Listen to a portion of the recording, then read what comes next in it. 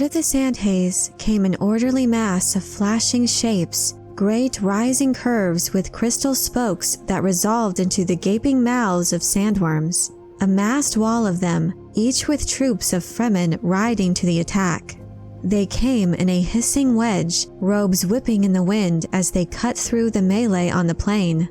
Onward toward the Emperor's hutment they came, while the House Sardaukar stood awed for the first time in their history by an onslaught their minds found difficult to accept.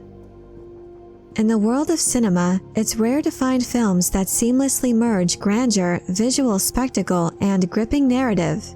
Denis Villeneuve's adaptation of Frank Herbert's legendary science fiction novel Dune has not only accomplished this, but has also managed to elevate our expectations for what a cinematic epic should be.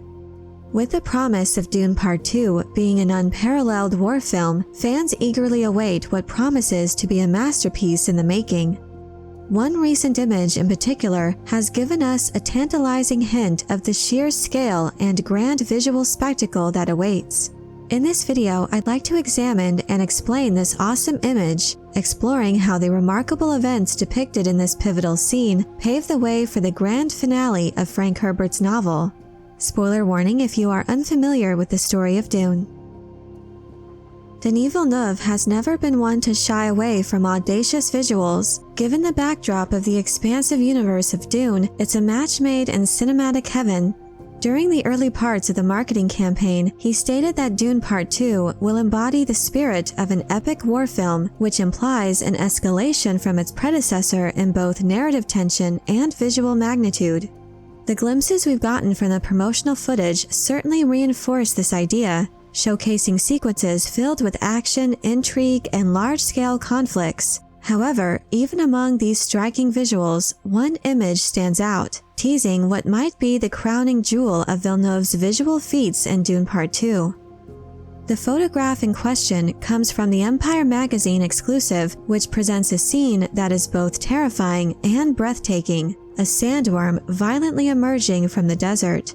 Dominating the foreground of this image are the Emperor's elite Sardaukar troops. Renowned throughout the galaxy for their martial prowess and ferocity, the Sardaukar in this image appear taken aback, frozen, and standing in place, seemingly captivated by the unfolding spectacle. This momentary pause where even the fiercest of warriors are dwarfed and humbled by nature's raw power underscores one of the many overarching themes of Dune.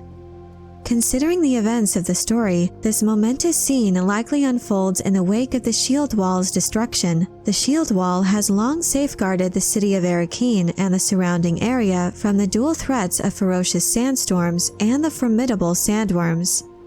In the book, the Fremen leader Stilgar describes the impending storm as a great-great-grandmother of all storms, hinting at its unmatched fury. Its trajectory was poised to strike the shield wall nearly directly. Along with Paul's strategic use of atomic weapons, the shield wall crumbled, laying bare the city and exposing its inhabitants to the storm's full wrath. Beyond the sheer environmental havoc it would bring, the storm's approach was intended to fulfill specific tactical goals, as it would incapacitate the protective shields of both the Harkonnens and the Emperor's forces. These adversaries, underestimating their Fremen opponents, withdrew their patrols, assuming the storm would render the basin impractical for combat due to reduced visibility. However, Paul wisely directed his gunners to target the enemy ships before visibility was lost. Once the storm dismantled the shields, they would be able to swiftly incapacitate the ships and ensure the opposing forces remained grounded, setting the stage for the next move. As the furious storm sweeps across the previously shielded plains of Arrakeen, mammoth sandworms surge forward, each bearing Fremen warriors ready for combat. This unexpected assault takes the battlefield right to the Emperor's doorstep. The once unshakable Sardaukar find themselves momentarily paralyzed by the grandeur of the scene before them, yet the spell is quickly broken as the Fremen leap into action, engaging their adversaries head-on. The Sardaukar, gathering their wits, meet this challenge with their characteristic ferocity. Amidst the ensuing chaos, a hand-picked detachment of Sardaukar ensures the Emperor's safety, swiftly ushering him to a nearby ship. Within the sanctuary, a palpable tension hangs in the air. The Emperor, taking stock of the situation, surveys the faces around him.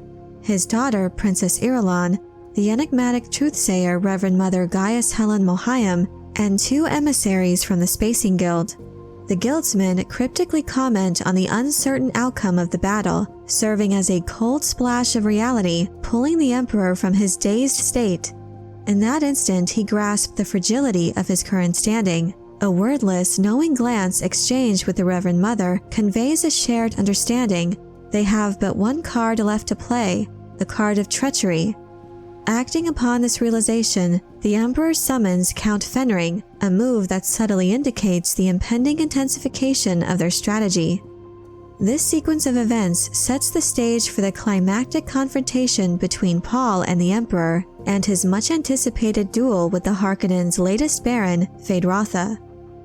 Beyond its undeniable visual spectacle, when considering the context of these events, it can be said that the shield wall's fall is not merely a tactical disaster for the city's defenders, but it's also a turning point in the story. It not only marks the culmination of the Fremen's evolution from marginalized desert dwellers to dominant power players, but also signifies their commitment to reclaiming their homeland. The sight of these warriors in harmony with the desert's most feared creatures stands in stark contrast to the Emperor's environmentally ignorant forces. It's a clash of cultures, ideologies, and tactics that sets the stage for the final dramatic showdown of the book. But I'm curious to know what you think of this image and the scene it represents. Is there any other moment in particular that you're most looking forward to seeing in the film? Let me know your thoughts in the comment section below.